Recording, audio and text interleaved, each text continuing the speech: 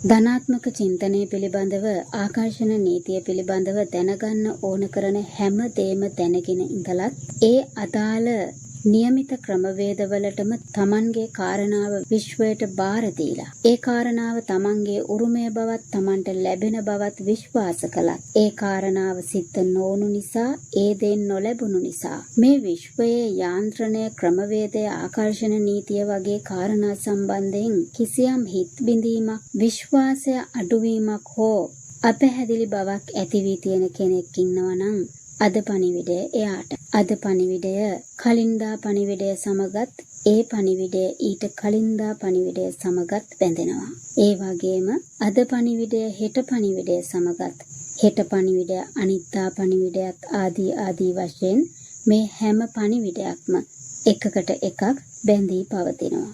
ඒ වගේම ඒ හැම පණිවිඩයකම ඔයාට අදාළ දේවල් වගේම ඔයාට අදාළ නොවන දේවලුත් තියෙනවා. ඔයාට මතක දේවල් වගේම ඔයාට අමතක දේවලුත් තියෙනවා. එක පණිවිඩයකදී ඔයාට කිසිම විසඳුමක් උපායක් හමු නොවුනත් ඊළඟ පණිවිඩයකදී ඔයාට උපායන් දෙක තුනක් පණිවිඩ දෙක තුනක් නිසැකවම හමු වෙනවා. ක්‍රමක්‍රමයෙන් පණිවිඩයෙන් පණිවිඩය අඩියෙන් අඩිය ඔයා දැනුවත් භාවයේ ඉහළ මට්ටමක් කරා ගමන් කරනවා. මේ හඬහරහා ඔයාට නොදන්න දේවල් කියලා දෙනව නෙමෙයි. කලිනුත් කිව්වා වගේ මේ හැම දෙයක්ම ඔයා දන්නවා. මොකද ඔයා මේ විශ්වයේ කොටසක්. විශ්වයේ තියෙන සියල්ල ඔයා තුලත් එහෙමම පවතිනවා. ඒ කියන්නේ ඔයා මේ හැම දෙයක්ම දන්නවා. ඔයාට ටිකක් අමතක වෙලා විතරයි. ඉතින් මේ කරන්නේ මතක් කරලා දෙන එක. අමතකව තිබූ කාරණා එකින් එක මතක් වෙනකොට මම මේක දැනගෙන හිටියනේ කියලා ඔයාට හිතෙනවා. ඒ දැනගෙන හිටියනේ කියලා දැනෙන හැඟීම ආනන්දයක්. සමහර පණිවිඩයක් අහගෙන ඉන්නකොට විසිරීලා තිබුණු කාරණා ගොඩක් එක තැනකට එනවා. එතකොට ඔයාට මතක් වෙනවා මේ ටික ඔක්කොම මම දැනගෙන හිටියා. ඒත් මට මේක හරියට පැහැදිලි කරගන්න බැරි වෙන්නේ හිටියේ කියලා. මේ සලකුණුත් එක්ක ඔයාට තේරෙනවා ඇත්තටම මේ කතා කරන්නේ ඔයා නොදන්න දෙයක් නෙමෙයි. සම්පූර්ණයෙන්ම ඔයා දන්න දෙයක්. අද පණිවිඩය Tamanට උරුමය හැටියට දැනුණ විශ්වාසයෙන් යුතුව ලැබෙන තෙක් බලාගෙන හිටියත්, ඉටු වෙන තෙක් බලාගෙන හිටියත්, ඉටු නොවුණු නොලැබුණු ඒ දේ ඉටු නොවුනේ නොලැබුණේ ඇයි? එහෙම සිද්ධ වෙන්න පුළුවන්ද? නැත්නම් ඔයා අතින් කිසියම් වරදක් සිද්ධ වුණාද? කිසියම් වරදක් සිදු වුණාද කියන කාරණාව ගැන කලින් පණිවිඩයකදී ඔයා දැනගෙන තියෙනවා. අද ඔයා දැනගන්න යන්නේ ඔයාගෙන් කිසිම වරදක් සිදු නොවුනත් ඉටු නොවන කාරණා නොලැබෙන දේවල් තියෙනවා කියන එක සහ එහෙම වෙන්නේ කොහොමද කියන එක. ඔව්, ඇත්තටම එහෙම කාරණා තියෙනවා. ධනාත්මක චින්තන ආකර්ෂණ නීතිය ගැන කතා කරන බොහෝ දෙනෙක් මේ ගැන කතා කරන්නේ නැහැ. මේ ගැන ඒ අය නොදන්නවා නෙවෙයි, සමහර විට ඒ අය දන්නවා වුණත් කතා කරන්නේ නැහැ. ඒකට හේතුව මේ ගැන කතා කරන්න කියොත් ඔයාට ඔයා යන ක්‍රමවේදය තුල ශක්තිවන්තව විශ්වාසවන්තව යන්න බැරි වෙයි කියලා හිතන නිසා. මේ විදියට ඉෂ්ට නොවන කාරණා සහ නොලැබෙන දේවල් තිබිය හැකි බව ඔයා දැනගන්න එකෙන් අවශ්‍ය දේ ලබා ගන්න ඔයාගේ හිත මෙහෙවනකොට ඔයාට සැක සංකා ඇති වෙන්න පුළුවන්. ඒ සැක සංකා නිසා ලැබෙන්න තියෙන දේත් නොලැබී යන්න පුළුවන්. අන්න ඒ වගේ කාරණා නිසා කවුරුත් ඔයත් එක්ක මේ ගැන කතා කළේ නැතත් අද මේ විශ්ව ඥානය, මේ විශ්ව මාතාව, මේ දෙවියන් වහන්සේ ඔයාට මේක අනාවරණය කරනවා. ඒ මොකද ඔයා දැන් ඉන්නේ හොඳ උනත් නරක උනත් කොහොම උනත් අවසානයේ ඔයාගේ සංසාරයට ඔයාගේ ආත්මයට සිද්ධ වෙන්නේ යහපතක් විතරයි කියලා දන්න තැනක නිසා. මේ වචන ටික අහන්න මෙතන නතර වුණු ඔයාට මිනිස්සුන්ගෙන් විතරක් නෙමෙයි මේ විශ්වයේ ක්‍රම අනුගමනය කරනකොට වැරදීම් සිද්ධ වෙලා තියෙනවා. ප්‍රාර්ථනා කරලා නොලැබුණු දේවල් තියෙනවා. ඒ ගැන හිතැවුලක් තිබුණත් ඔයා තවත් ක්‍රමයක් අත්හදා බලමින් ඉදිරියට යනවා. මොකද ඔයා දන්නවා මට හසු නොවූ කොටසක් තියෙනවා කියලා කියන එකේ තේරුම එහෙම එකක් නෑ කියන එක නෙවෙයි කියලා. මෙන්න මේ වගේ අවස්ථාවල් වල දේවල් නොලැබී යන්නේ ඇයි? අන්න ඒ කාරණේදී මීට කලින් වතාවක මතක් කළ මනුෂ්‍යයාගේ දෛවය සහ ඉරණම කියන කාරණා දෙක ගැන මෙතනදී ආයෙත් මතක් කරගන්න වෙනවා. මනුෂ්‍යයාට තමන්ගේ ඉරණම වෙනස් කරගන්න පුළුවන් වුණාට දෛවය වෙනස් කරගන්න බෑ. ඉන්න කලබල වෙන්න එපා. දෛවය කියන කොටසට වඩා ඉරණම කියන කොටස අතිශයින් විශාලයි. අන්න ඒ නිසා හොඳටම අවස්ථාව තියෙනවා ඔයාට සාර්ථක වෙන්න, ඔයාට සඵලවත් වෙන්න, ඔයා අරමුණු කරන ජීවිතයේ සත්‍ය වූ සතුට සැනසීම ලබා ගන්න. දෛවය කියන සීමාවන්, ඒ කියන්නේ ඔයාට අභිබවා යා නොහැකි සීමාවන් වල තියෙන්නේ මොනවද? ඔයාගේ උපත, දෙමාපියන්, ඔයාගේ ඥාති පරපුර. අන්න ඒ දේවල් ඔයාට කවදාකවත් වෙනස් කරන්න බෑ. අන්න ඒ වගේ ඔයා නොදන්නා දෛව සීමාවන් ඔයාටත් තියෙනවා. එතකොට ඔයා ඉල්ලා හඬා වැටෙන අරගල කරන නොදුන්නොත් නම් මිය යනවාය කියන ගෑනු කෙනා හෝ පිරිමි කෙනා වෙන් වෙලා ඉන්නේ වෙන කෙනෙක්ට නම් ඒ අයිතිය ගැන කතාව පටන් ගත්තේ ඔයත් එයත් දෙන්නම ඉපදෙන්නත් කලින් නම්. එතකොට එයාව කොහොමද ඔයාට ලැබෙන්නේ? එයා සමග සම්බන්ධ වෙන අනිත් කෙනා කලින්ම තීරණය වෙලා. එයාලට උපදින දරුවන්, ඒ අයගේ දෛවයන්, ඒ අයගේ කර්ම ගෙවා ගන්න තියෙන ණය ගනුදෙනු, මේ ආත්මේ එයාලගේ ජීවිත කාර්යයන් ආදී වශයෙන් නොයෙකුත් කාරණා කල් ඇතිව තීරණය වෙලා සකස් වෙලයි තියෙන්නේ. ඒ කියන්නේ මේ උපතට කලින්.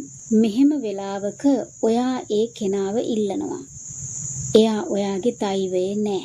ඔයා ඉල්ලන කෙනා ඔයාට දෙන්න මේ විශ්ව ඥානය, මේ විශ්ව මාතාවම කැමති වුණත් සැලැස්ම වෙනස් කරන්න බෑ.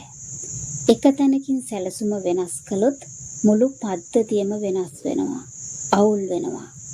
ඔයාගේ දෛවයේ නැති කෙනෙක් ඔයාට ගෙනත් අනිත් පුද්ගලයින්ගේ දෛවයේ නැති අය ඒ අයගේ ජීවිතවලට ගෙනත් මේ කර්ම ණය ගනුදෙනු ගෙවාගෙන යන සංසාරය කොහොමද ක්‍රමිකව පාලනය කරන්නේ? මේ සිස්ටම් එක හරිම ක්‍රමිකයි, පිළිවෙලයි. කාගේවත් උරුමය උදුරලා තව කෙනෙක්ට දෙන්න දෙවියන්ටවත් බෑ. දෙවියන්ටවත් බෑ. එහෙනම් මේක පාලනය කරන්නේ දෙවියන් නෙමෙයිද? මේක පාලනය කරන්නේ සිස්ටම් එකක්. මේ සිස්ටම් එක ඇතුළට දැම්මට පස්සේ ඒක සිස්ටම් එකේ ක්‍රමවේදයෙන් පිටපණින්නේ නෑ. ඒ සිස්ටම් එකට තමයි අපි කියන්නේ දෙවියන් වහන්සේ කියලා. දෙවියන් කියලා. ඒ කියන්නේ ඔයා කොයිතරම් බලය යෙදුවත් ඔයාට උරුම නැති දෙයක් ඔයාට ලැබෙන්නේ නෑ කියන එක. එතකොට කවුද ඔයාගේ උරුමය තීරණය කළේ? ඔයාමයි. ඒවා ඔයාගේම කර්ම අනුව, ඔයාගේම කර්ම ණය ගනුදෙනු අනුව ඔයාගේම ආත්මය තීරණය කළ සීමාවන්. මේ ආත්මය ඔයාට ගෙවා ගන්න තියෙන ණය, මේ ආත්මය ඔයාට උපයා ගන්න තියෙන දේවල්, මේ ආත්මය ඔයාට කරන්න තියෙන වැඩ ඔයාම තීරණය කරපු දේවල්. බුදුවරු දෙවිවරු විතරක් නෙවෙයි, ඔයත් මේ ලෝකෙට එන්න ඉස්සර ඔයාගේ කර්ම ණය ගනුදෙනු ජීවිත කාර්ය කියන දේවල් දැනගෙන ඒවට අදාළව ඔයා උපදින්න ඕන තැන බලලා තමයි ආවේ. දැනගෙන එකඟ වෙලා තමයි මේ ඇවිල්ලා ඉන්නේ. ඒ කියන්නේ සමහර වෙලාවට ඔයා අතිශයින් බලාපොරොත්තු වෙලත්, හරිම ක්‍රමවේදවලට බාර දීලත්, බලාපොරොත්තුෙන් විශ්වාසයෙන් ඉඳලත් ඔයාට නොලැබී ගිය දෙය නොලැබුණේ ඒක ඔයාගේ දෛවය තුල නොතිබූ නිසා වෙන්න පුළුවන්. ඉන්න තව කාරණා තියෙනවා. සමහර වෙලාවට හෝ සමහර විට කියලා කිව්වේ තවත් කාරණා තියෙන්න පුළුවන් නිසා. සමහර විට ඒ ඔයා ඉල්ලූ දෙය ඔයාට උරුමයි. උරුම නම් නොලැබුණේ කොහොමද? ඔව්, ඒක හොඳ ප්‍රශ්නයක්. ඒකට උත්තරය තමයි මේ ඒක ඔයාට ලැබිය යුතු කාලය නෙවෙයි වෙන්න පුළුවන් එක. ඒක ඔයාට ලැබෙන්න නම් තව සම්පූර්ණ විය යුතු කාරණා තියෙනවා. තව මගහැරෙන්න ඕන දේවල් තියෙනවා. තව උපය ගන්න, තව ලැබෙන්න ඕන දේවල් තියෙනවා. පරිසරයේ තව සකස් විය යුතු ස්ථාන තියෙනවා. ඒ සියල්ල සකස් වුණාම හරිම වෙලාවේදී ඒක ඔයාට ලැබෙනවා. තවත් සමහර වෙලාවට මොනතරම් අතහැරිය කිව්වත් ඔයාගේ හිතින් ඔයා අතහරින්නෙම නැතුව ඉන්න නිසා ඒ දේ හරියට කරගන්න මේ විශ්වයට බැරුව යනවා. ඔයාගේ ස්වාධීනත්වයට අතිශයින් ගරු කරන මේ විශ්වය ඔයාගේ දේවල් වලට ඇඟිලි ගහන්න යන්නේ නැහැ. ඔයා අතහැරියට පස්සේ තමයි විශ්ව ඥානය හරියටම ඒ වැඩේ කරන්න පටන් ගන්නෙ. උදාහරණයකට ඔයා ළඟ තියෙන යම් දෙයකින් ඔයාට ඕන රවුමක් හදන්න. ඔයා මේ රවුම හදන්න ඕන කරන යම් දෙයක් ඔයාගේ අතේ තියන් ඉන්නවා. ඉතින් අතහරින්නේ නැතුව ඔයාගේ අතේ තියෙන මේ කොටසත් එක්ක විශ්ව ඥානය මේ රවුම හදන්න කොච්චර උත්සාහ කළත් ඔයාගේ අතත් මේ වැඩේදී ක්‍රියා කරනකොට අර රවුම හතරස් වෙන බව වෙන වෙන හැඩතලවලට යන බව දන්න විශ්ව ඥානය ඔයා ඔයාගේ අතේ තියෙන දේ සම්පූර්ණයෙන්ම අතහරිනකල් බලාගෙන ඉන්නවා. ඔයත් බලන් ඉඳලා මේක වෙන දෙයක් නෙවෙයි කියලා අතෑරලා දානවා. අන්න ඒ වෙලාවේ අවුරුදු ගානකට පස්සේ හරි මේ පරමාත්මය මේ විශ්ව ඥානය ඒ රවුම හරිම ලස්සනට ඉක්මනට හදලා ඔයාගේ අතටම දෙනවා. ඔයා ඒ ප්‍රාර්ථනා කළේ, ඔයා ඒ බලාපොරොත්තු උනේ, ඔයා දිගින් දිගට සිතවිලි තරංග යොමු කළේ ඔයාගේ දෛව සීමාවන් වලින් එපිට දෙයක් නෙවෙයි නම් නිසකවම ඒ දේ ඔයාට ලැබෙනවා. එතකොට ප්‍රශ්නයක් ඇති වෙනවා, දැන් මම කොහොමද මගේ දෛව සීමාවන් දැනගන්නේ? මගේ දෛව සීමාවන් දැනගත්තොත් මට පුළුවන් ලබා ගන්න බැරි දේවල් වලට කාලය නාස්ති කරන්නේ නැතුව ලබාගත හැකි දේවල් වලට විතර කාලය වැය කරන්න. ඔයා එහෙම හිතනවා. මෙතනදී ඔයා මතක් කරගන්නම ඕන කාරණාව තමයි ඔයාට උරුම දේ ලබා ගන්න ඔයා පොරබදන්න ඔට්ටු වෙන්න ඕන නෑ කියන එක. සමහර වෙලාවට ඔයා හුඟක් මහන්සි වෙලා ලබාගෙන තියෙන්නේ හරිම පහසුවෙන් ලබා ගන්න තිබුණ දේවල්. මේ විශ්ව ඥානය ඔයා ඉපදෙනකොටම ඔයාට මාර්ග හදලා තියෙනවා. ඔයා මේ මාර්ග අමතක කරලා ඔයාම මාර්ග හදාගෙන ගමන් කරනවා. අලුතින්ම මාර්ග හදාගෙන යනකොට වෙහෙසයි තමයි. දැනටමත් හදලා තියෙන පාරවල් වල යනකොට ලේසි.